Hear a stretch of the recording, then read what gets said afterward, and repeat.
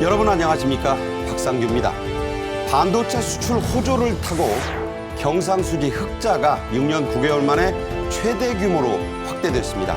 삼성전자는 엔비디아의 5세대 반도체 테스트를 통과했고 SK하이닉스는 미국 정부로부터 6천억 원대의 보조금을 받게 됐습니다.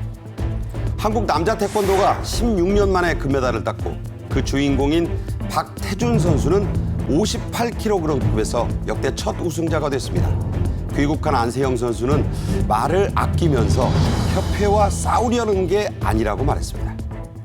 휴가 중인 윤석열 대통령은 진해 해군기지에서 장병들과 농구, 족구를 함께한 뒤에 식사도 함께했습니다.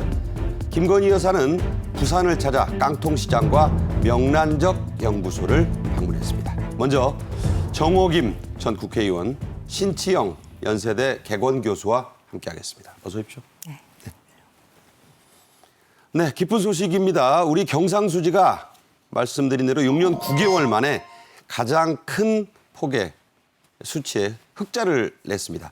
내수가 부진한 가운데 수출이 우리 경제를 이끌고 떠받치고 가는 모습인데요. 먼저 최상목 경제부총리의 말부터 들어보겠습니다. 수출은 9개월 연속 플러스, 18년 이후 상반기 최대 무역 흑자를 기록하며 상반기 성장을 견인하였습니다. 이제는 민생 전반으로 수출 회복세가 확산될 때까지 수출 중심의 회복 모멘텀을 견고하게 유지하는 것이 매우 중요한 시점입니다. 앞으로도 수출 경제 영토를 더 확장해 나갈 것입니다. 들으신 대로 수출이 9달 내리 흑자 행진을 이어가고 있습니다. 상품 수지, 이게 참 중요한 건데 15개월 연속 플러스를 기록했습니다. 자, 이게 어떤 의미죠? 네, 경상수지 하면은 이제 아시다시피 우리나라가 다른 나라하고 물건이나 서비스를 사고 팔 때 파는 것보다 사는 게 많으면 적자가 되고 많이 팔면 흑자가 되는 거겠죠. 그런 경상수지 흑자가 지난 6월 달에 122억 달러의 흑자를 나타내서 6년 9개월 만에 최대치였습니다. 1월부터 6월까지 상반기로 따지면 한 377억 달러 되는데요. 작년 상반기보다 한 30배 정도가 증가를 했으니까요. 꽤 많이 늘어난 걸로 이렇게 볼 수 있겠습니다.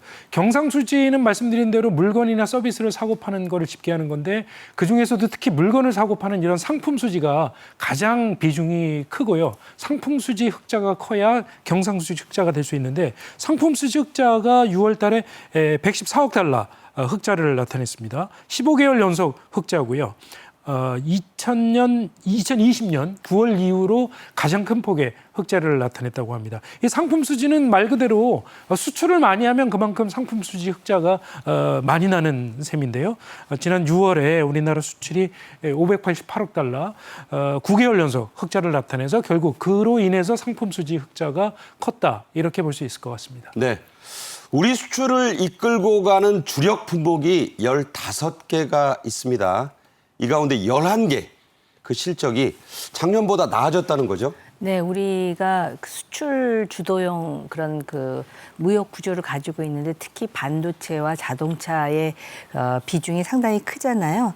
근데 반도체 또 컴퓨터, 무선 통신기기 수출 같은 경우는 거의 50%가 넘게 증가가 됐습니다. 그래서 반도체 수출이 자그마치 112억 달러에 달하는, 그래서 15개의 주력 수출 품목 중에 11개가 작년보다 이제 실적이 개선이 됐다라는 것이고요. 네. 단 이제 자동차의 경우에는 오히려 그 9.1% 감소를 했는데 그거는 여름 휴가가 빨라진 탓이라고 지금 그렇게 분석하고 있습니다. 그러니까 8월 달에 갔는데 과거에는 네. 더우니까 좀 빨리 갔다는 거예요? 그래서 수출이 좀 덜 됐다 이렇게 지금 판단하고 있고요.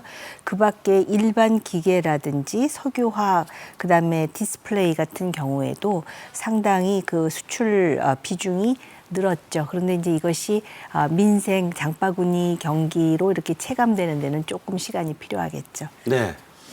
이런 수출 호조의 1등 공신은 단연 반도체였습니다. 그 가운데서도 이 아주 고품질 첨단 반도체였는데요. 어느 정도나 잘했습니까? 네, 반도체가 우리나라 전체 수출에서 차지하는 비중이 한 20% 정도 됩니다. 그러니까 반도체 수출이 잘 되면 그만큼 수출이 잘 되는 것이고 경상수지 흑자도 그만큼 많이 나는 것이죠. 작년 하반기부터 IT 경기가 회복되기 시작을 해서 반도체 수요가 굉장히 많이 늘어나기 시작했습니다. 그래서 조금 전에 들으신 대로 지난 7월에 반도체 수출이 112억 달러였는데요. 작년 7월에 비해서 50% 넘게 증가를 한 것이고요. 지난 4월부터 4개월 연속 지금 50% 넘게 반도체 수출이 늘어나고 있습니다. 그러니까 증가율이 50%를 계속 넘어요. 그렇습니다. 50%씩이나 늘어나는 거니까 굉장히 큰 증가폭이라고 할 수 있는데요. 이렇게 늘어나는 이유는 조금 전에 말씀드린 대로 HBM, 고대역폭 메모리가 상당히 고부가 제품입니다. 일반 메모리에 비해서 가격이 상당히 비싸기 때문에 HBM 수출이 많이 되면 될수록 그만큼 수출 금액이 늘어나게 돼 있는데 하이닉스가 미국의 엔비디아에 상당히 많은 양의 HBM을 수출을 하고 있고요. 잠시 뒤에 말씀을 드리겠지만 삼성전자도 지금 HBM 납품을 지금 준비를 하고 있습니다. 그리고 이제 하반기에 또 이 값비싼 그런 PC 신제품 출시가 이어질 예정이어서 네. 그만큼 반도체가 많이 들어가고 반도체 수요가 늘어나기 때문에 올 연말까지 반도체 수요는 계속 증가할 것으로 이렇게 전망이 되고 있습니다. 네, 날씨 보시면 이제 뭐 비가 오는 거 있고 막 이게 쨍쨍한 태양 있잖아요. 반도체 경기는 올 연말까지 쾌청이다 이렇게 보시면 됩니다. 이런 반도체 수출의 중심에는 한가운데는 삼성전자가 있습니다. 그런 삼성전자에게 그야말로 낭보, 큰 이 기쁜 소식이 전해졌죠. 네, 조금 전에 말씀하신 그 HBM과 관련해가지고 엔비디아의 품질 테스트를 통과했다라는 낭보가 전해졌거든요. 사실 그동안에 삼성전자가 날씨로 치면 흐림에서 비오음을 계속하다가 그렇죠. 지금 막 매출액이 심지어는 뭐 1000% 가까이 올랐다고 할 수 있을 정도로 엄청나게 지금 늘어나고 있을 뿐만 아니라 이 HBM 제품에서 품질 테스트를 통과했다 그러고 삼성 자체에서는 지금 진행 중이라고 말을 네. 하는데요. 만약에 이렇게 되면은 이제 SK와 삼성이 굉장한 경쟁 구도를 이제 구축할 그런 상황이시죠. 그다음에 삼성전자의 경우는 8단과 12단 제품 모두 테스트가 진행 중이라고 이렇게 조심스럽게 얘기를 하고 있거든요. 그래서 앞으로 이제 이 조금 전에 말씀하셨듯이 HBM 고대 역폭 메모리라고 하는 것이 고부가 제품이기 때문에 상당히 그 경쟁 구도 속에서 한국의 그 메모리 산업이 상당히 중흥할 것이다 이렇게 보여집니다. 네. HBM 이게 뭐 중요합니다. 하이 밴드위스 메모리. 그러니까 고대역 반도체 이게 AI 인공지능 반도체 기기에 다 들어가요. 이게 없으면 이제 앞으로 반도체 행세 못 합니다. 삼성전자와 함께 우리 이런 반도체 수출을 이끌고 있는 SK 하이닉스에도 아주 기쁜 소식이 전해졌어요. 네, 그렇습니다.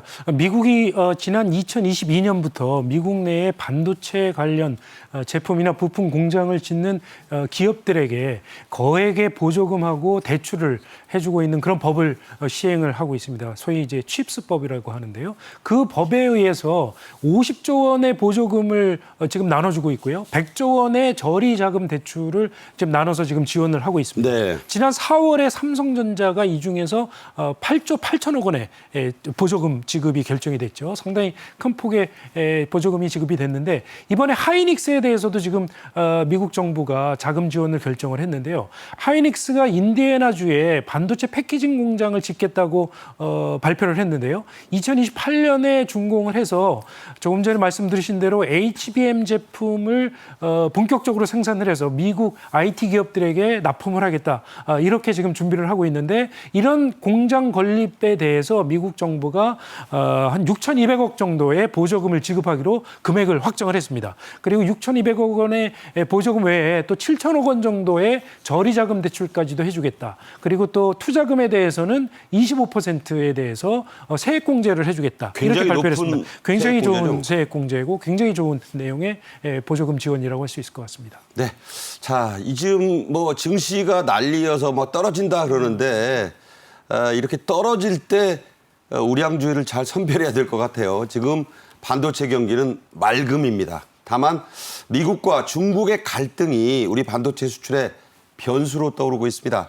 중국이 다시 우리나라 반도체의 최대 수입국이 됐는데 미국이 어떻게 나올까가 걱정이에요. 지금 8월 달부터 미국이 중국에 대해서 추가 제재를 할 가능성이 상당히 높아지고 있는데요. 우리가 지금 얘기했던 HBM에 초점을 맞출 것 같거든요.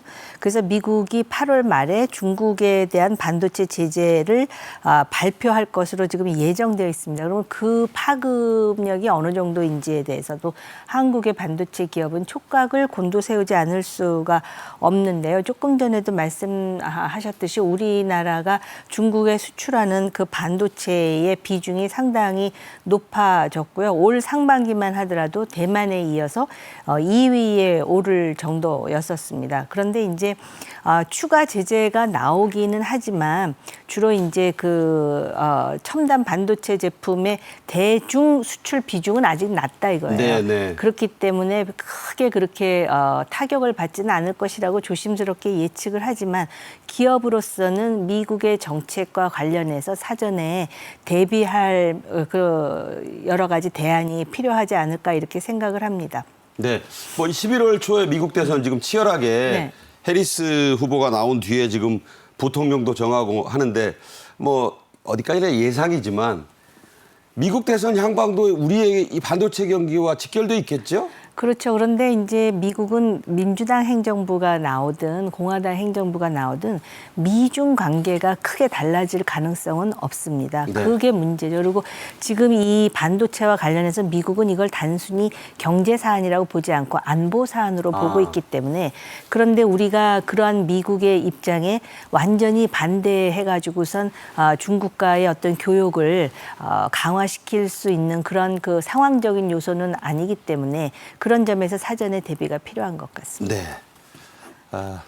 삼성과 SK는 모두 경기도 용인에 이 반도체 공장을 두고 있습니다. 윤 대통령은 지난 1분기부터 용인을 반도체 특화 단지, 이른바 반도체 클러스터로 집중 육성해서 지원을 쏟아붓겠다 이렇게 밝혔죠. 다시 한번 들어보겠습니다. 지난 대선 때 용인을 찾아 선거 유세를 했고 취임 일주일 전에도 용인을 다시 찾았습니다. 용인 특례시가 첨단 과학 도시로 거듭나고 대한민국 발전을 선도하는 도시로 만들겠다고 약속을 드렸습니다. 용인을 중심으로 세계 최대 규모의 반도체 메가 클러스터 조성 계획을 발표했고 적극 추진하고 있는 중입니다. 약 622조 규모로 예상되는 반도체 메가 클러스터 투자가 이미 시작이 됐고 이 가운데 500조 원 가량이 용인에 투자될 것입니다. 네, 이 민생 토론회 등의 이런 그 발언에서 눈에 띄는 대목이 있어요. 윤 대통령이 이 용인 반도체 클러스터에 51층 이상의 건물을 지을 수 있게 규제를 확 풀겠다고 했죠? 네, 그렇습니다. 화면에서 보셨던 그 민생 토론회에서 밝힌 내용인데요. 그러니까 지금 서울이라든지 광역시 같은 경우에는 건물을 지을 때 도지사, 시도지사가 결정을 해서 지으면 되는데 50만 이상 대도시 같은 경우에는 이 공동주택 리모델링 계획을 세울 때에 도지사의 사전 승인을 받도록 돼 있습니다. 네. 그래서 51층, 특히 51층 이상의 건물을 지을 때 도지사의 사전 승인을 받아야 되는데 이 도지사 승인을 이 대도시 시장, 말하자면 용인의 경우에는 용인시장이 되겠죠. 용인시장이 자체적으로 결정을 해서 공동주택을 리모델링 할 수 있도록 권한을 주겠다. 이런 내용을 밝힌 것이죠. 이게 왜 이런 내용의 정책이 추진이 되고 있는가 하면은 지금 용인이 인구가 110만 정도 됩니다. 그런데 이제 윤 대통령이 이 토론회에서 얘기를 하기를 용인의 인구가 반도체 클러스터가 완성이 되면 한 150만 정도로 늘어날 것으로 예상이 된다. 네. 150만 명이라고 하면 이제 40만 명이 늘어나는 건데 지금 우리 일기 신도시라고 하는 분당의 인구가 36만 명입니다. 그보다 큰 도시가 말하자면 분당 예상보다 큰 인구의 유입이 이루어진다는 얘기거든요. 네. 그럼 이 많은 인구를 유입이 되면 그 인구를 수용할 수 있는 그런 높은 공동주택, 아파트랄지 주상복합이랄지 이런 건물들이 필요하거든요. 51층 대단하잖아요. 그렇죠. 그러니까 그렇게 높은 건물을 자체적으로 지을 수 있도록 결정권을 주겠다. 이런 뜻을 밝힌 것으로 해석을 할 수 있을 것 같습니다. 그런가 하면 용인을 관통하는 그 용인을 지나가서 달리는 반도체 고속도로 건설 계획도 그때 발표가 됐습니다. 이른바 반도체 특별고속도로죠. 네, 왜냐하면 용인에 지금 반도체 산업이 집약이 되어 있고 또 51층 건물을 지을 정도로 인구가 집중되면은 결국은 그 산업을 원활하게 하기 위한 SOC가 확보가 돼야 되거든요. 그렇기 때문에 기존의 도로보다도 반도체 고속도로로서 화성 그리고 용인 그리고 안성을 잇는 45km에 달하는 그런 관통 도로를 만들 뿐만 아니라 국도 45호선이 있습니다. 있죠. 이것을 4차선에서 8차선으로 지금 확장을 해가지고 거기가 이제 상습 정체 도로였는데. 맞습니다. 네. 굉장히 막힌데 2030년에 완공 목표를 두고 있는데 저는 이제 개인적으로 굉장히 좋은 일인데 이럴 줄 알았으면 반도체 산업을 조금 더 멀리 두었으면 어땠을까. 충청도 이남으로. 네, 그럼 균형 발전도 되고 또 더불어서 SOC도 좀 확대되고 네. 왜냐하면 이렇게 되면 이제 수도권이 점점 더 커지는 그런 결과가 나올 테니까요. 아무튼 반도체 산업이 다시 이제 부활했다라고 하는 건 좋은 소식이죠. 네. 미리 알았더라면 좀 더 국토 확장 차원에서 더 멀찍이 뒀으면 더 좋았을 것이다. 그런 말씀이셨네요. 윤 대통령은 이재용 삼성전자 회장의 안내로 삼성전자의 아산 공장을 직접 불러보기도 했습니다. 그때 모습 함께 보겠습니다. 유연한 특성으로 폴더블 폰을 만들어낼 수 있습니다. 네. 한번 누려보시죠. 작년 4월 초의 일입니다. 삼성 디스플레이의 전시관을 가서 직접 둘러보고 기기, 반도체가 들어간 그 기기를 지금 태블릿, 폴더블을 좀 만져보고요. 그 유명한 또 이제 그 반도체 공장 내부까지도 좀 둘러보는 모습입니다. 네덜란드에서도 직접 들어갔었죠. 삼성전자의 반도체 매출이 최대 경쟁자인 대만의 TSMC를 2년여 만에 앞섰다고 해서 화제가 됐어요. 네, 그렇습니다. 올 2분기에 이제 매출을 기준으로 집계를 했는데요. 삼성전자의 전체 매출이 2분기에 74조 원이었습니다. 네. 이 중에 반도체 관련 매출이 28조 5,600억이거든요. 네네. 그런데 이제 TSMC의 매출을 봤더니 28조 5천억 원이었습니다. 600억 원 정도 600억 차이. 원 정도 아주 근소하게 앞선 거죠. 이긴 건 이긴 거죠. 네, 그렇죠. 삼성전자와 TSMC는 아시다시피 반도체 분야에서 숙명의 라이벌이거든요. 그렇죠. 그러니까 세계 최대의 반도체 위탁 생산을 맡고 있는 업체가 이제 TSMC인데 TSMC가 삼성전자가 꼭 뛰어넘어야 되는 그런 대상이라고 할 수 있어서 이번 아주 근소한 차지만 2년 만에 이 매출을 앞섰다는 것은 좀 상징적인 의미로 받아들일 수 있을 것 같습니다. 계속 못 이기는 거하고요. 한 번이라도 따라 잡아보는 건 하늘과 땅 차이입니다. 이기는 습관을 들일 수 있다는 뜻입니다.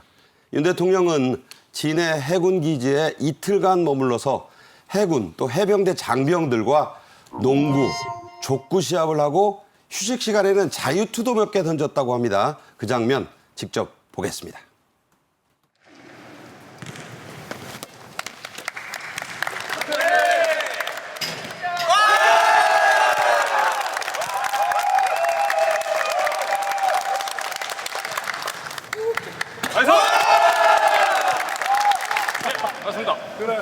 감사합니다. 소라 선수들 감사합니다. 아니 아까 보니까 아주 뭐 선수네. 항상 정현수.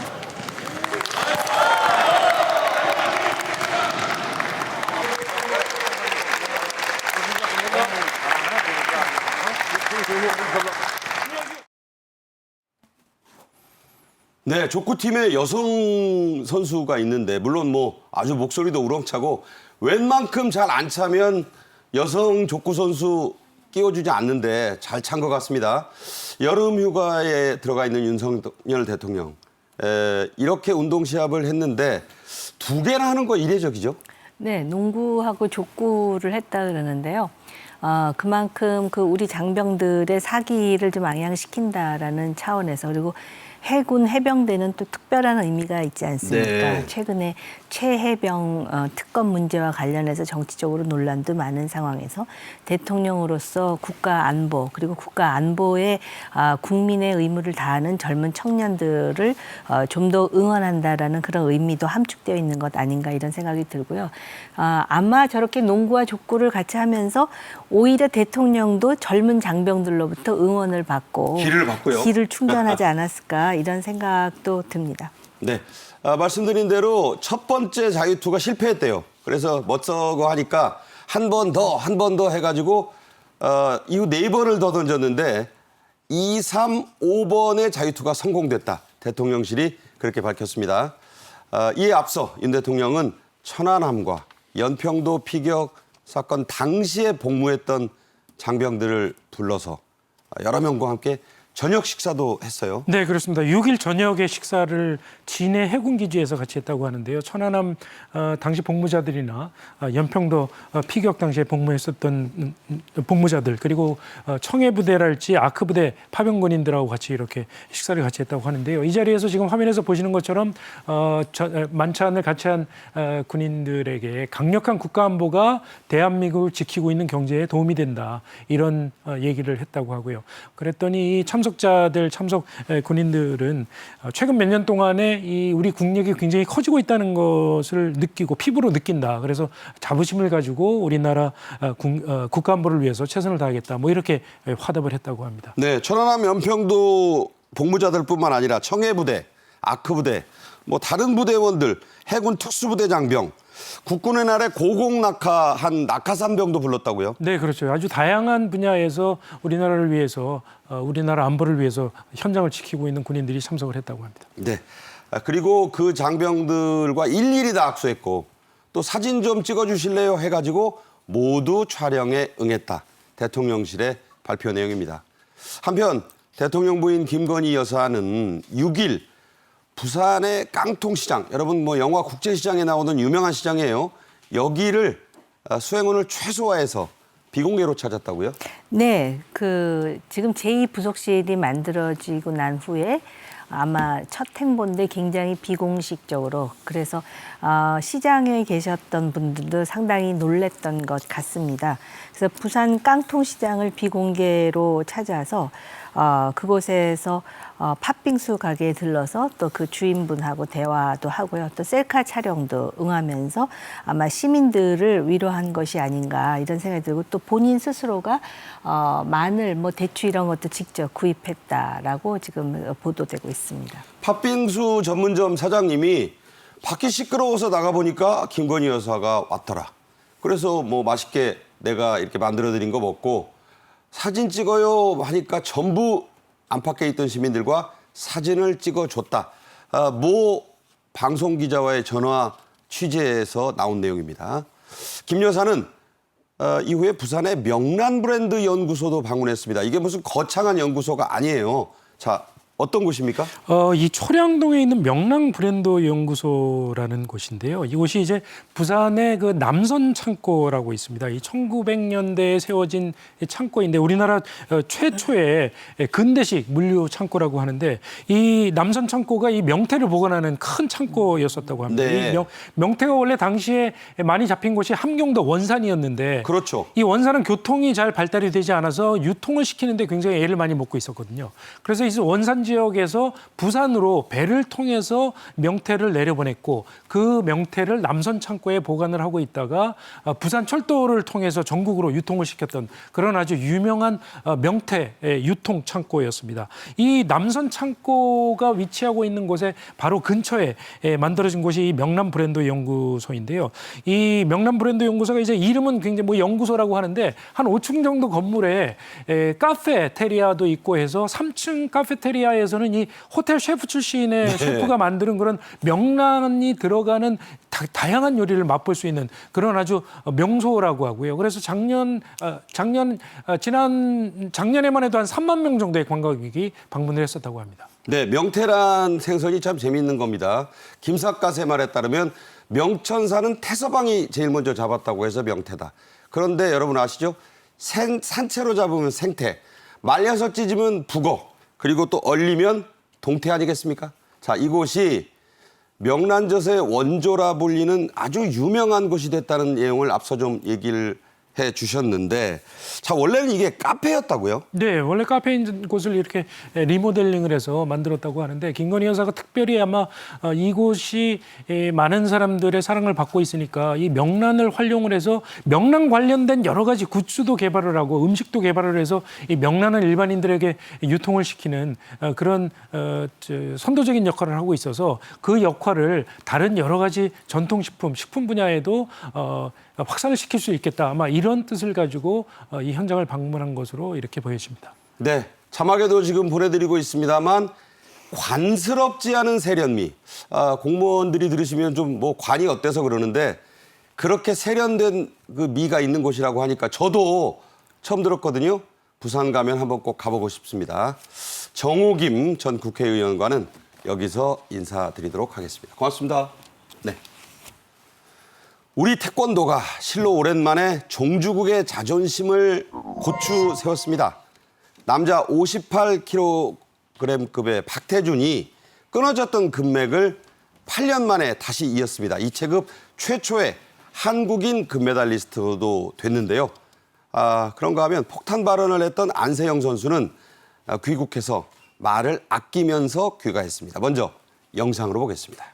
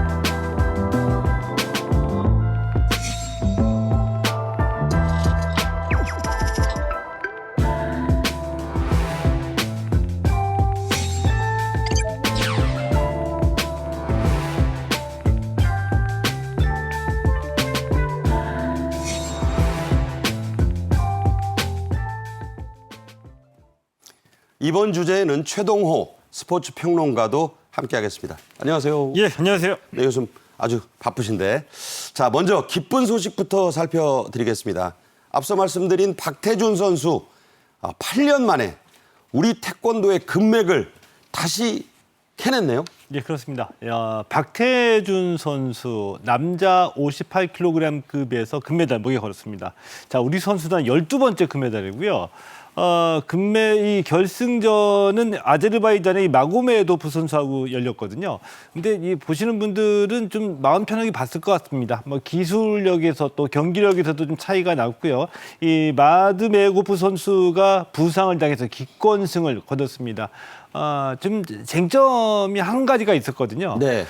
마드메고프 선수가 이 박태준 선수의 발차기에 정강이를 맞고서 이제 부상을 당해서 고통이 심하니까 등을 돌렸거든요. 네. 근데 뒤로 돌아서 등 돌린 선수를 박태준 선수가 발로 차서 넘어뜨렸습니다. 근데 이 장면이 나오니까 이제 야유가 나왔고요. 시상식에서도 야유가 나왔었거든요. 근데 이 장면과 관련해서 이 박태준 선수는 태권도에서 나는 상대가 경기를 포기하기 전까지는 최선을 다하는 것이 상대방에 대한 예의다라고 배웠다라고 얘기를 했고요. 어떻게 생각하세요, 최 평론가는?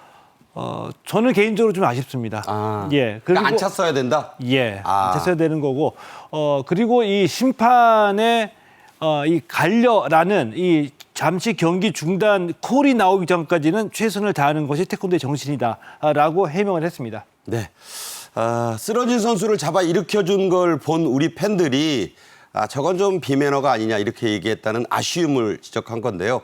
이로써 우리 태권도는 2021년 원래 20년 대회인데 21년에 코로나 때문에 이루어졌죠. 도쿄에서 당한 노골드 금메달 하나도 못 땄습니다. 그 수모를 깨끗이 씻어냈습니다. 특히 남자 태권도는 16년 만에 금메달을 태권도에서 딴 거죠? 근데 이 얘기 오늘 진짜 많이 들었습니다. 박태준 선수의 금메달이 남자 태권도 올림픽에서 16년 만이다. 뭐 그래?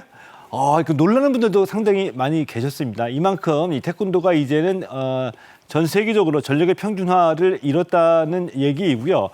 남녀 통틀어서 태권도 자체로만 보면 이 8년 만에 나온 금메달이라고 할 수가 있습니다. 근데 무엇보다 반가운 것 중에 하나는 이 박태준 선수가 지금 20살이거든요. 네. 이번 파리 대회에서 특히 뭐 사격 반효진, 이매진 선수처럼 뭐 16살, 10대 선수들하고 20살, 21살 선수들의 활약이 두드러집니다. 이들이 향후 10년 동안 한국 스포츠를 이끌어 나갈 주역이라는 점에서 이 어린 선수들 발굴한 것이 최대 이번 파리 대회 특징 소득이라고 말씀드릴 수 있습니다. 박태준 선수가 결승전에 좀 아쉬움이 있었다지만 준결승에서요. 세계 랭킹 1위를 완전히 2대0, 라운드 스코어 2대0으로 제압을 했어요. 그러니까 진정한 세계 챔피언이다. 그 점은 의심하시면 안 되겠습니다. 세계 랭킹 5위인 우리 박태준 선수는 벅찬 감격을 가눌 길이 없다고 했습니다. 인터뷰 내용, 또 박 선수는 어떤 길을 걸어온 선수인지 전해주시죠. 네, 인터뷰에서 벅찬 감정을 억누를 수 없다. 그 이유는 20년 동안 나는 한 길을 달려왔다. 20년 동안 받아온 이 금메달을 지금 내가 목에 걸게 됐다라고 이 감격을 얘기를 했습니다. 이 박태준 선수는 이 초등학교 5학년 때 이제 태권도에 입문을 했습니다. 그리고 고등학교 때 국가대표 선발되기도 했고요. 자, 그런데 이 박태준 선수를 두고서 초신성이라는 표현을 많이 쓰고 있습니다. 슈퍼노바라는 뜻입니까? 그 이유는 지난해 급격하게 빠른 성장을 거뒀기 때문이거든요. 특히 이 지난해 세계선수권대회에서 우승하기도 했고요. 지난해 세계선수권대회 우승은 54kg급이었었는데 네. 불과 1년 뒤에 58kg급에서 또다시 올림픽에서 정상에 서는 정말 초신성 같은 그런 놀라운 성장을 하고 있습니다. 네. 결승전을 갈 때 이 헤드폰으로 노래를 들었습니다. 한 페이지가 될 수 있게. 그런 노래를 듣고 내가 금메달 따야지 했는데 그 꿈을 이뤘다. 참 젊은 세대의 당당함이 느껴지는 대목이죠. 그 노래 한번 들어봐야겠습니다. 태권도의 이런 낭보로 우리나라의 금메달 역대 최고 수준의 한계차로 다가섰어요. 네, 그렇습니다. 이 우리나라 종합순위가 지금 6위입니다. 금메달이 12개, 은메달 8개, 동메달 7개, 37개의 메달을 따고 있지요.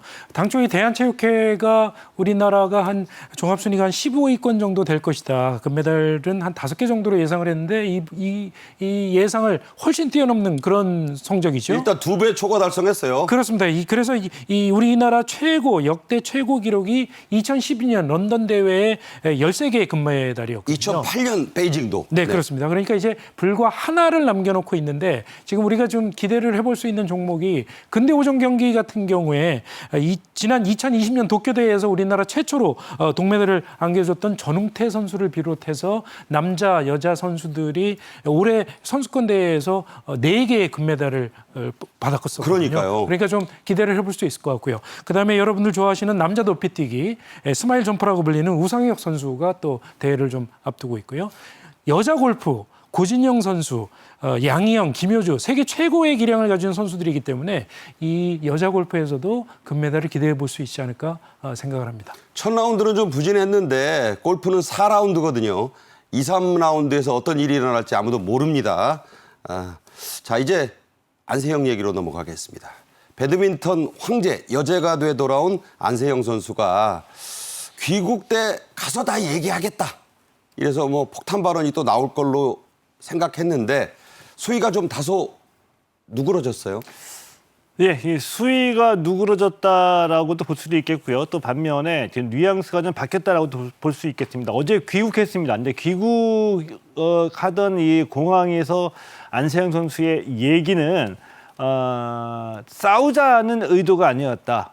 그저 운동에 집중하고 싶은 내 마음을 호소한 거였었다라는 얘기를 했고요. 여기까지는 파리에서 얘기했던 것과 같은 맥락입니다. 네. 자, 그런데 아직 협회와도 얘기하지 않았고 소속팀과 상의하지도 않았다. 상의하고 난 뒤에 얘기하겠다라고 얘기했습니다. 이 부분은 파리에서 얘기했던 것과는 좀 이 차이가 뉘앙스가 다르게 느껴지는 부분이죠.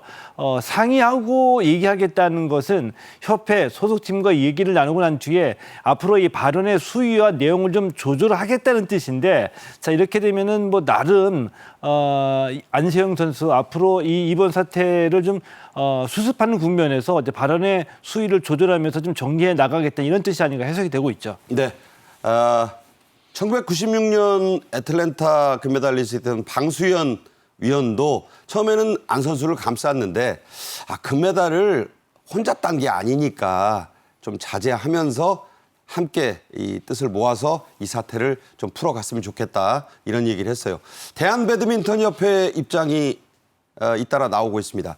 진상조사위원회를 꾸려서 자체 조사를 하겠다면서도 부상 때문에 출전을 안 한 건 오히려 선수가 원했다고 했어요. 네, 그렇습니다. 7일 오후에 안세영 선수가 인천공항을 통해서 입국을 하고 입장을 밝히는 것을 지켜본 뒤에 1시간 정도 있다가 이제 입장문을 발표를 했는데 무엇보다도 이제 이 안세영 선수를 비롯해서 코칭 스태프와 면담을 하고 진상조사위원회를 꾸려서 그 진상이 어떤 것인지 밝히겠다 이렇게 강조를 했고요. 그러면서 이제 그 같은 5쪽짜리 보도자료였는데 그 자료를 통해서 안세영 선수의 발언에 대해서 이렇게 조목조목 반박을 하기도 했습니다. 말하자면 이 안세영 선수가 이 벌금 때문에 협회에서 무리하게 선수를 출전을 시켰다라는 그런 주장을 했는데 이 협회 쪽의 해명은 세계 배드민턴 연맹이 예를 들어서 어떤 선수에 대해서 의사가 국외 여행을 금지를 한다, 안 하는 게 좋겠다 이런 내용의 진단서를 제출을 하면은 뭐 벌금이랄지 뭐 벌점이랄지 이런 걸 맞지 않는다 해서 협회로서는 그렇게 무리하게 부상을 입은 선수를 무리하게 내보낼 이유가 없다 이렇게 해명을 했고요. 또 이제 안세영 선수가 이제 항저우 아시안 게임에서 결승전에서 무릎 부상을 당했다는 얘기를 한 부분에 대해서는 안세영 선수가 국내에 들어와서 2차례 이 MRI로 이 진단을 받기도 했고 또 4주간 안정을 취하면 좋겠다 이렇게 의사가 공고를 했는데 안세영 선수가 직접 아시안 게임 이 대회를 마스터스 대회를 나간 것이라고 이렇게 해명을 했습니다. 네. 자, 이제 진상을 밝혀봐야 됩니다. 아직 모릅니다. 대한배드민턴협회는 안세영에게 1,000만 원이 넘는 치료비와 지명한 한의사를 파견해서 아주 특급으로 대우했다고 반박을 했습니다. 안 선수 측은 그게 또 아니다라는 얘기가 나와요. 이건 어떻게 봐야 됩니까? 그러니까 이 배드민턴 협회의 안 선수 부상과 관련된 치료 그리고 관리와 관계된 부분 대부분 다 증빙 서류가 필요하기 때문에 증명이 다 가능하다라고 보거든요. 뭐 예를 들면 병원 진료와 치료는 다 확인될 수 있는 이 서류가 있으니까요.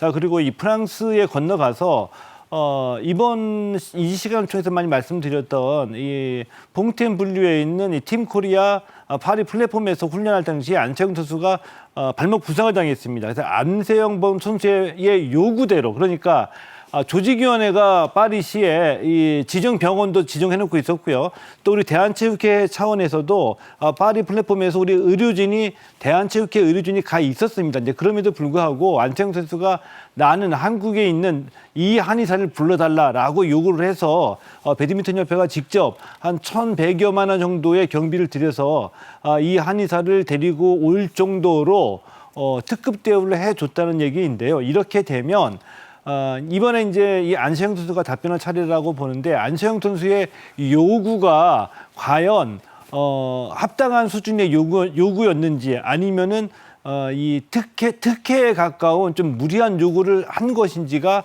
관건이 될 것 같습니다. 네. 자, 이 진상조사는요, 이미 밝힌 대로 문체부와 대한체육회도 나서고 있습니다. 협회나 선수가 아니라 중간에 있는 지도자들을 통해서 경위를 좀 더 파악해 보겠다는 거죠? 예, 문체부도 나섰고요. 이제 대한체육회도 진상을 파악해 보겠다고 합니다. 그래서 이제 구체적인 지시로 이 배드민턴 대표팀에 있었던 코치 5명에게 안세영 선수의 이 부상과 관련된 이력을 요약을 해서 보고를 하라는 지시를 내렸다고 했고요.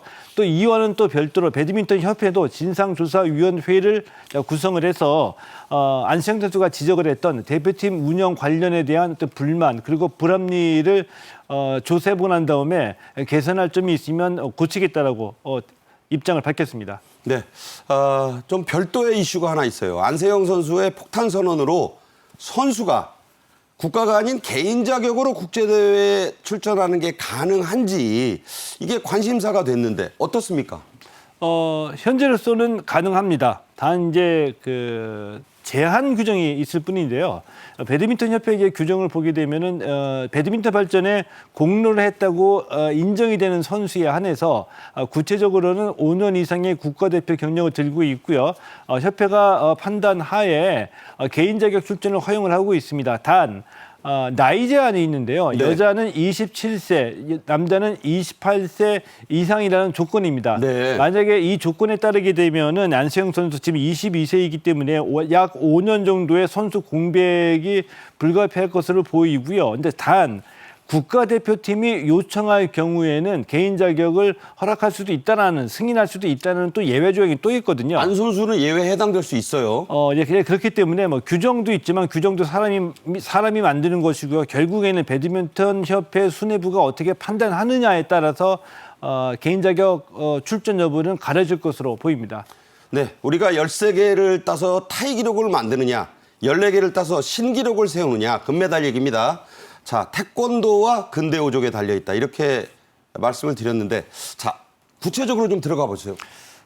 예, 태권도는 우리 선수가 4체급에 출전했습니다. 첫 번째 경기에서 박태준 선수가 금메달 가지고 왔고요. 오늘 밤에 여자 57kg급 김유진 선수가 등장하게 됩니다. 나머지 3체급에서 하나 또는 2개 정도만 추가해주면 역대 올림픽 최고 성적이 가능할 것 같은데요. 서건우가 좀 유명하다고 하대요. 예, 그렇습니다. 그리고 사실 이 서건우 선수도 그렇고요. 태권도에서 4명은 양궁 대표팀과 같이 누가 금메달을 따도 이상하지 않는 그런 선수라고 할 수가 있겠죠. 네네. 그리고 나머지 종목에서 가장 확실한 이 메달 종목은 역시 근대오종이거든요. 근대오종은 전운태 선수가 도쿄올림픽에서 동메달 가지고 왔고요. 그 이후 국제대회에서도 계속 상위권에 랭크가 됐습니다.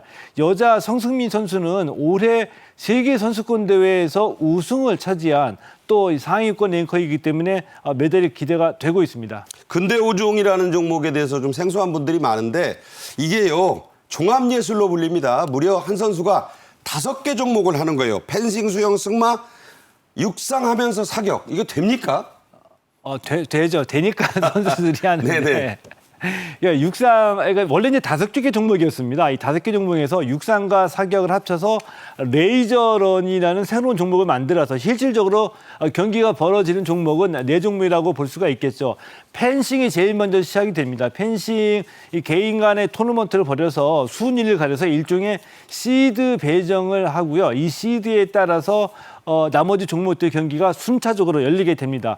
결승전, 그러니까 금메달이 결정되는 마지막 경기는 폐막일인 오는 11일에 열립니다. 네. 자, 남자 높이뛰기의 우상혁은 예선 공동 3위로 결선에 올랐습니다. 8명이 올라갔어요.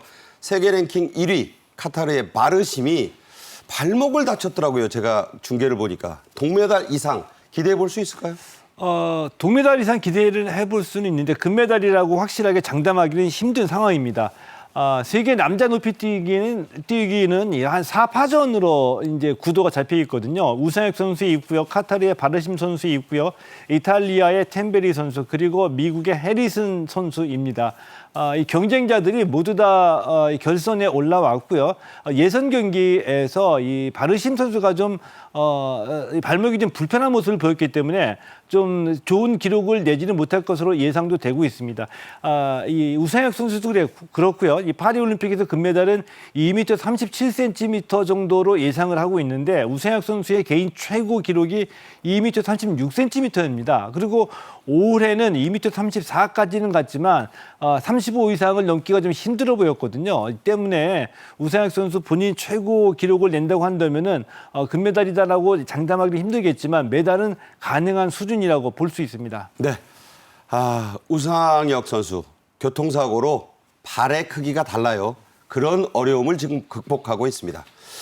삐약이란 별명을 가진 신유빈 선수 경기 중에 먹방을 해서 계속 화제가 되고 있습니다. 일본 언론들도 기사를 크게 냈어요. 예, 그렇습니다. 이 신유빈 선수 뭐 납작복숭아 있고 주먹밥 있고 바나나도 있고 뭐 쉴 새 없이 먹고 있습니다. 때로는 본인이 직접 이 음식을 찍어서 자신의 SNS에다가 올리기도 하고요. 또 경기 도중에도 이 바나나를 수시로 먹기 때문에 이 경기를 중계하는 방송 중계 화면에서도 등장하기도 했죠. 쉽게 볼 수는 없는 장면이기 때문에 우리나라뿐만이 아니라 전 세계에서도 화제가 되기도 했는데 일본에서 특히 주목을 받고 있습니다. 일본식의 이 식습성이라고 할까요? 오금오금 야금야금 먹는 네. 이 장면이 특히 일본인들에게 어필했던 것 같습니다. 일본말로 귀엽다. 가와이입니다. 가와이. 너무 귀엽다.